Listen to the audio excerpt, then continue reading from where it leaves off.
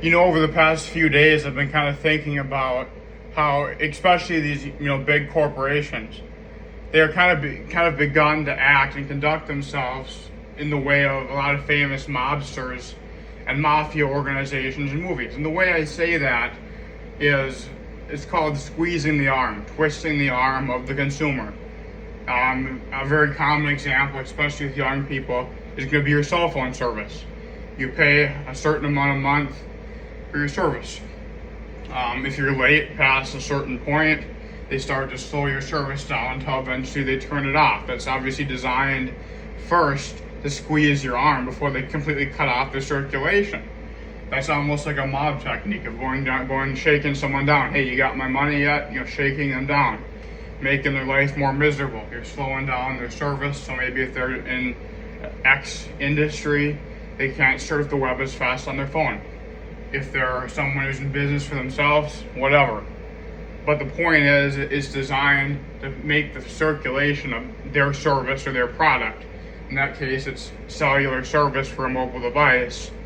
They want to make it, the product and the service the consumer bought, less reliable and less effective, so therefore they get the payment. It's obviously a shakedown that has been, I guess, made legal in terms of a contract. However, I'm not that simple. I'm the kind of guy who likes to push back against that kind of stuff. I like to have more power to the consumer.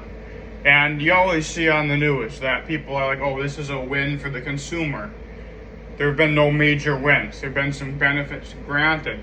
The day that I see the consumer winning is the day when the person ordered to slow these services down.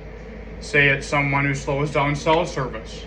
Say it's someone who shuts off hot water, cold water. Say it's someone who does anything designed to invoke a payment or cut off service, the cessation of the providing of service.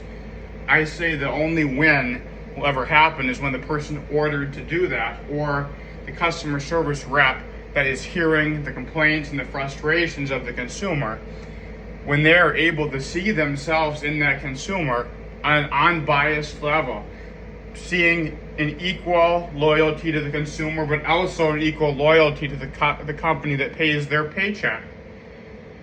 That to me would be a win. For example, let's say someone is ordered to slow someone's cell phone service down. Let's say someone is a customer service person on the receiving end of that angry phone call. That person should be able to see themselves in the person frustrated. Maybe the person who is frustrated with their service being slowed is a small businessman who has a side hustle. They can pay 7 days late versus 5 because their return on their investment on one of their side hustles is going to bring them more money, so therefore they can pay or maybe even pay more in 7 days. And for me, slowing down cell service, you know what that means? That doesn't just mean, oh, I can't be on TikTok as fast, I can't be on Instagram. That means when I hit go on my direction navigation system on my phone, it's slower. Maybe I sit there and I get rear-ended. Maybe I get T-boned. Maybe I die in a car wreck because AT&T or Verizon or T-Mobile slowed your service down. Now you're dead, you're rising up because of their corporate greed. To me, that's a hell of a bad problem. And for, like I said, I even said at one point, this generation has one of the biggest advantages with our presence on social media. What I think would be hella awesome is if some influencer said, you know what, fuck this. I'm 5 days late, my service is slow as hell. I'm gonna pay it, but here's the catch. They slowed me down. They had the gall, the gumption to mess with me. I'm gonna go into an AT&T or Verizon store. I'm gonna pay my $100 bill in pennies.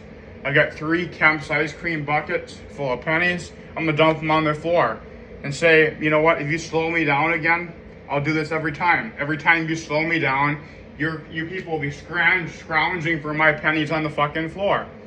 Maybe then it becomes viral. More people try it. They get more people at those stores threatening to quit because of this. That will pinch the arm of the fat cat who's saying slow their service down. Who cares if they die in a car accident? Who cares? Whatever. That might pinch the tuxedo on that fat cat. But you know what? That fat cat is not going to have a heart attack because they're already a billionaire. So for me, It's about the consumer. It always should be.